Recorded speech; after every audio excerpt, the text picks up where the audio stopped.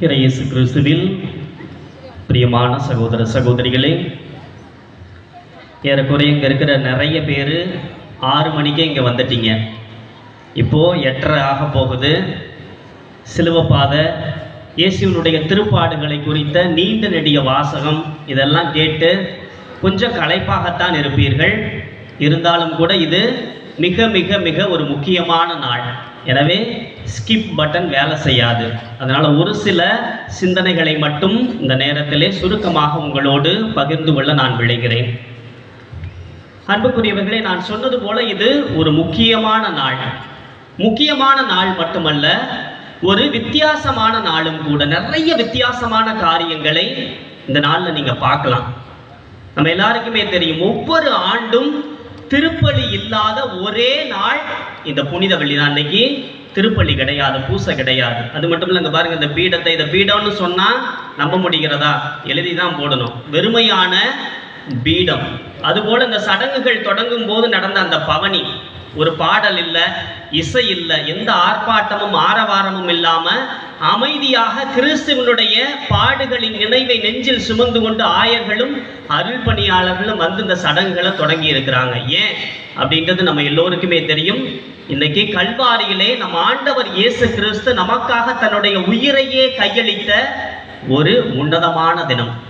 இந்த தினம் நமக்கு கொடுக்கக்கூடிய செய்தி என்ன, இது விடுக்கிற அழைப்பு என்ன என்று சிந்திக்க உங்களை அன்போடு அழைக்கின்றேன். முதல்ல இது கொடுக்கக்கூடிய செய்தி என்ன அப்படின்னு பார்க்குற போது, அந்த செய்தியை தெரிஞ்சுக்கணும் அப்படின்னா இந்த நாளை ஆங்கிலத்தில் எப்படி அழைப்பார்கள் அப்படின்ட்டு தெரிஞ்சுக்கிறது இதுக்கு உதவி செய்யும். இந்த புனித வெள்ளியை இங்கிலீஷில் எப்படி சொல்லுவாங்க?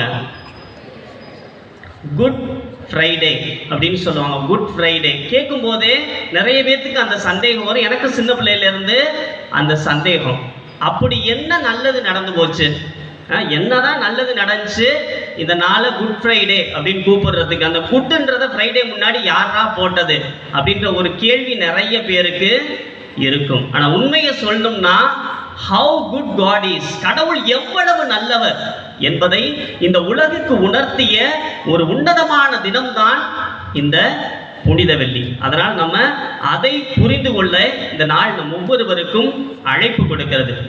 அதை புரிஞ்சுக்கணும் அப்படின்னா இந்த நாளில் என்ன நடந்துச்சு அப்படின்ற தெளிவு நமக்கு வேணும். அப்போதான் கடவுளுடைய அன்பை நாம் புரிந்து கொள்ள வேண்டும். இந்த வருஷத்துக்கு ஒரு தடவை புனித வெள்ளி வர்றது வெறுமனே இயேசுனுடைய பாடுகளை நினைத்து நம்ம வருத்தப்படுவதற்காகவோ துயரப்படுவதற்காகவோ இல்லை. இந்த சிலுவை பாதையின் இறுதியில் கூட அழகா சொல்றாங்க, அது துயரப்படுவதற்காக அல்ல, மாறாக கடவுளுடைய அன்பை ஆழ உணர்ந்து நமக்குள்ளே ஒரு மாற்றம் பிறக்க வேண்டும் என்பதற்காகத்தான் இந்த புனித வெள்ளி. அதனால கல்வாரியில என்ன நடந்துச்சு, அங்க நடந்தது ஒரு கொலையோ தற்கொலையோ அல்ல. அதை நம்ம மட்டும் முதல்ல புரிஞ்சுக்கணும். அதனால அங்க இயேசு கொலை செய்யப்படல, இயேசு தற்கொலை செய்து கொள்ளவில்லை. அவரை நினைச்சு நம்ம பரிதாபப்படுவதற்கு. கொலைனா நம்ம எல்லாருக்கும் தெரியும், எனக்கு விருப்பம் இல்லாமல் ஒருவரினுடைய உயிரை எடுத்துக்கொள்வது கொலை. அப்படி இயேசுவினுடைய உயிரை யாரும் எடுத்துக்கொள்ளவில்லை, மாறாக அவர் தானாக மனமு வந்து தன் உயிரை கையளித்தார். அப்படி தானாக கொடுத்ததுனால தற்கொலையா அப்படின்னு கேட்டால் தற்கொலையும் கிடையாது. தற்கொலைனா என்ன? வாழ பிடிக்காதவர்கள், வாழ்வை வெறுப்பவர்கள் தன்னுடைய வாழ்வை தானே அழித்துக் கொள்வதுதான் தற்கொலை. இயேசு வாழ பிடிக்காம அல்ல, வாழ்வை வெறுத்ததால் அல்ல, நாம் ஒவ்வொருவரும் வாழ்வு பெற வேண்டும் என்பதற்காக தன்னையே அவர் பலியாக கையளித்தார். அதுதான் புனித வெள்ளி. இந்த வார்த்தை தான் ரொம்ப முக்கியம். பலியாக இயேசு இன்று நமக்காக பலியானார். உங்களுக்காக, எனக்காக, உங்களுடைய பாவங்களுக்காக, என்னுடைய பாவங்களுக்காக, ஒட்டுமொத்த உலகத்தினுடைய பாவங்களுக்காக தன்னை பரிகார பலியாக கல்வாரியிலே இயேசு கையளித்தார். அந்த பலியை கடவுள் ஏற்றுக்கொண்டார். நமக்கு மீட்பை அவர் கொடுத்தார். தன்னுடைய மரணத்தின் வழியாக நமக்கு அவர் நிலைவாழ்வை பெற்றுக் கொடுத்தார். இந்த உன்னதம் நிகழ்ந்த இந்த தினத்தை தான் நம்ம குட் ஃப்ரைடே அப்படின்னு சொல்லி நினைவு கூறுகிறோம். இப்படி கடவுள் நமக்கு, இயேசு இந்த மீட்பை நமக்கு பெற்றுக் கொடுத்ததுக்கு காரணம் என்ன அப்படின்னு பார்த்தா வேற ஒண்ணுமே இல்லை, அன்பு மட்டும்தான். அவர் நமக்காக தன்னுடைய உயிரையே கொடுக்கறதுக்கு காரணம் நம்ம நல்லவங்களா இருந்தது கிடையாது. அவர் சொன்னதெல்லாம் நம்ம கேட்டதுனால நமக்காக அவர் இறந்தாரான்னு கேட்டா அப்படி கிடையாது. நாம் பாவிகளாக இருந்த போதும் கூட அவர் நமக்காக தம்முடைய உயிரையே கையளித்தார். இதுதான் விவிலியம் அழகாக நமக்கு எடுத்து சொல்லுகிறது. நல்லவருக்காக ஒருத்தவங்க சாகிறதே கஷ்டம். ஆனா நாம் பாவிகளாக இருந்த போதும் நமக்காக கிறிஸ்து தம்மையே கையளித்தார். அதனால அந்த அன்பை நாம் உணர்ந்து கொள்ள, அதை ஆழ புரிந்து கொள்ள இந்த நாள் நம் ஒவ்வொருவருக்கும் அழைப்பு கொடுக்கிறது. பிரியமானவர்களே, அவர் ஏற்றுக்கொண்ட இந்த சிலுவை தண்டனையினுடைய ஆழத்தை நம்ம முதல்ல புரிந்து கொள்ள வேண்டும். எப்படிப்பட்ட பாடுகளை அவர் நமக்காக பட்டார் அப்படின்னு நமக்கு தெரிஞ்சாலே அவருடைய அன்பை நம்ம புரிந்து கொள்ள முடியும். பேஷன் ஆஃப் கிரைஸ்ட் அப்படின்ற படத்தை நிறைய பேர் பார்த்திருப்பீங்க. இன்னைக்கு சிலுவை பாதையில கூட போட்ட நிறைய கிளிப்ஸ் அந்த படத்திலிருந்து எடுக்கப்பட்ட காட்சிகள் தான்.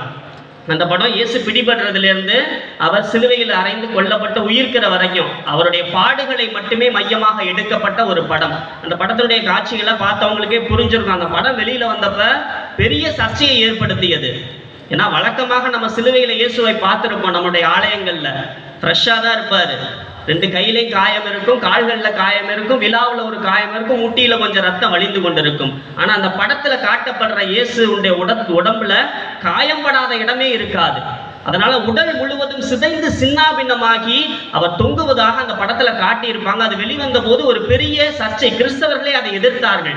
நீங்க பணம் சம்பாதிக்க வேண்டும் என்பதற்காக நீங்க இப்படி கொடூரமாக இயேசுவை சிதைத்து சின்னாபின்னப்படுத்தி படம் எடுத்திருக்கிறீங்க அப்படின்னு சொன்ன போது அந்த படத்தினுடைய டைரக்டர் ரொம்ப அழகா சொன்னாரு, நான் இந்த படத்தை கற்பனையாக எடுக்கல, நான் ஏதோ ஒரு இமேஜினேஷன் இந்த படத்தை எடுக்கல, நான் இயேசு வாழ்ந்த பாலஸ்தீன பகுதிகளில் 1.5 ஆண்டுகளுக்கு மேல தங்கி இருந்து அங்கு பல்வேறு ஆய்வுகளை நான் மேற்கொண்டு சிலுவை தண்டனைனா என்ன, கசையடி தண்டனைனா என்ன, எப்படி சிலுவையில் அறைவார்கள் எல்லாவற்றையும் தெரிந்து கொண்டுதான் நான் படம் எடுத்தேன். உண்மையை சொல்லணும்னா நான் எடுத்தது ஒரு 40% தான். என்னால் முழுசா காட்ட முடியல. 40% காட்டியதற்கே நீங்கள் இப்படி கொந்தளிக்கிறீர்கள் என்று சொன்னார்கள். பிரியமானவர்களே, அந்த படம் எடுத்த போது நடந்த ஒரு உண்மையான நிகழ்வு சில பேருக்கு தெரிஞ்சிருக்கலாம். இயேசுவை கசையால் அடிக்கக்கூடிய நிகழ்வு. அதனால இயேசுவாக நடிக்கக்கூடியவர் ரொம்ப அழகா நடிச்சிருப்பாரு. ஒரு மர பலகையில அவரை குப்புற படுக்க வச்சு கசையால் அடிப்பாங்க. கசையால் அடிக்கிறதுனா உண்மையிலுமே சிலுவை தண்டனை யார் யாருக்கு கொடுக்குறாங்களோ அவங்களெல்லாம் முதல்ல கசையால் அடிச்சு அப்புறம் தான் சிலுவை சுமக்க வச்சு கொண்டு போய் சிலுவையில் அறைவாங்க. இயேசுவையும் அப்படி முதல்ல கசையால் அடிக்கிறாங்க. கசைனா நிறைய ஆயுதங்களை பயன்படுத்துவாங்க. வெறும் கசை மட்டும் கிடையாது, நிறைய உலோகங்கள் பொருத்திய கசையெல்லாம் அவர்கள் பயன்படுத்துவார்கள். வரலாறு என்ன சொல்லுதுன்னா நிறைய பேர், பாதி பேர் அந்த கசையடி தண்டனையிலே இறந்து போய் விடுவார்களாம். அப்படிப்பட்ட ஒரு கொடூரமான தண்டனை இந்த கசையடி தண்டனை. அதனால இயேசுவாக நடிக்கக்கூடிய நபர் அந்த காட்சியை தத்துவமா எடுக்கணுன்றதுக்காக அந்த மரப்பலகையில குப்புற படுக்க வைக்கப்படுறாரு. அவருடைய முதுகுல பாத்தீங்கன்னா செயற்கையாக ஒரு சதை பொருத்தப்படுகிறது. செயற்கையா ஒரு சதையை செஞ்சு அவருடைய முதுகுல பொருத்திடுறாங்க. அதை அடிச்சு கிழிபடுகிற போது தத்ரூபமா இருக்கும், அதை அழகா படம் பிடிக்கலாம் அப்படின்னு சொல்லி அவர்கள் படம் பிடிக்க ஆரம்பிக்கிறார்கள். முதல்ல ஒரு சாதாரண கசையை கொண்டு அடிக்கிறார்கள். இரண்டாவது பார்த்தோம்னா ஒரு சங்கிலி, அந்த சங்கிலியினுடைய முடிவில் நிறைய குக்கிகள் போல இருக்கும். அந்த படம் பார்த்தவங்களுக்கு தெரியும். அதால் அடித்து இழுக்கிற போது அவருடைய உடம்புல இருக்கக்கூடிய அந்த செயற்கை சதையை அப்படியே பீத்து கொண்டு வரும். தத்ரூபமா படம் எடுத்துடுறாங்க. அடுத்து 3வது கசையை பயன்படுத்தும் போதுதான் ஒரு பிரச்சனை வருது. அது என்ன கசை அப்படின்னா ஒரு சங்கிலி, அந்த சங்கிலியினுடைய இறுதியில 3 சின்ன சின்ன சங்கிலி பிரியுது. ஒவ்வொரு சங்கிலியினுடைய முடிவிலும் ஒரு இரும்பு குண்டு, வெறும் இரும்பு குண்டு கிடையாது, அந்த ஒவ்வொரு இரும்பு குண்டிலும் 3 ஆணிகள் இருக்கிறது, 3 முட்கள் இருக்கிறது. அதை வச்சு அடிக்கும் போது இரும்பு குண்டு எடையின் காரணமாக அது வேகமாக போய் அந்த செயற்கை சதையில போய் குத்திக்கும். திரும்பி எடுக்கும் போது ஒவ்வொரு முள்ளும் இவ்வளவு சதையை பித்து கொண்டு வரும். அதனால முதல் தடவை அடிச்சு எடுத்துடுறாங்க. 2வது தடவை அடிக்கும் போது இந்த அடிக்கிற நபர் கொஞ்சம் உணர்ச்சி வசப்பட்டு வேகமா அடிச்சிடுறாரு. வேகமா அடிக்கும் போது என்ன ஆகுது, அந்த 3 குண்டுல இருந்த ஒரு குண்டுல இருந்த ஒரே ஒரு முள்ளு மட்டும் அந்த செயற்கை சதை, முதுகுல பொருத்தியிருந்த அந்த செயற்கை சதையை தாண்டி அந்த இயேசுவாக நடிக்கிறவருடைய உண்மையான முதுகுல, உண்மையான சதைக்குள்ள போய் குத்திடுது. அடிச்சவருக்கு தெரியல, அவரும் நடிச்சுக்கிட்டு தான் இருக்காரு வலிக்கிற மாதிரி கத்திக்கிட்டு. அதனால அடிச்சவருக்கு தெரியல, அடிச்ச வேகத்துக்கு இழுத்துடுறாரு.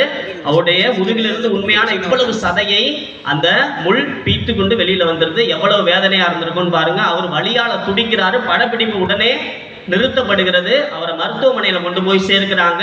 ஒரு சில நாள் சிகிச்சைக்கு பிறகு அவர் சரியாகிறார். மீண்டும் படத்துல நடிக்கிறார். படம் வெளிவருகிறது, பெரிய வெற்றி பெறுகிறது. அவரை எல்லாரும் கொண்டாடுகிறார்கள். இயேசுவாக நடித்த அந்த நபரை எல்லாரும் கொண்டாடுறாங்க. அப்போ அவர்கிட்ட ஒரு பேட்டி எடுக்கிற போது அவர் சொல்லுகிறார், நீங்க அடுத்து என்ன செய்ய போறீங்க, இவ்வளவு பெரிய வெற்றியை பெற்றுட்டீங்களே அப்படின்னு கேட்டபோது அவர் அழகா சொல்றாரு, நான் அந்த படத்துல நடிக்கிறதெல்லாம் குறைச்சிக்கிட்டு இயேசுவுக்காக பணி செய்ய போகிறேன் அப்படின்னு சொல்றாரு. இதை கேட்ட உடனே எல்லாருக்கும் ஒரு அதிர்ச்சி. இயேசுவுக்காக பணி செய்ய போகிறீர்கள், அவங்களுக்கு என்ன பைத்தியம் பிடித்து விட்டதா? நீங்க உலகம் முழுவதும் புகழ் பெற்றிருக்கிறீர்கள், இந்த புகழை கொண்டு மேல மேல மேல போறதை விட்டுட்டு இயேசுவுக்காக பணி செய்ய போகிறீங்க அப்படின்னு கேட்டபோது அவர் அழகா சொன்னார், அந்த படப்பிடிப்பு நடந்த போது நிறைய நிகழ்வுகள் இறைவனை எனக்கு வெளிப்படுத்தியது. அதுல முக்கியமான ஒரு நிகழ்வு அன்னைக்கு எனக்கு முதுகுல அடிப்பட்ட அந்த நிகழ்வு. அன்னைக்குதான் நான் உணர்ந்தேன், அது வரைக்கும் இயேசுவாக நான் வெறுமனே நடித்து கொண்டிருந்தேன். நம்ம சிலுவை பாதையில உட்கார்ந்து பார்ப்போம்ல, அந்த மாதிரி நான் இயேசுவாக நடித்து கொண்டிருந்தேன். இயேசு எப்படி கஷ்டப்பட்டிருப்பார்ன்ற புரிதல் எனக்கு இல்லை.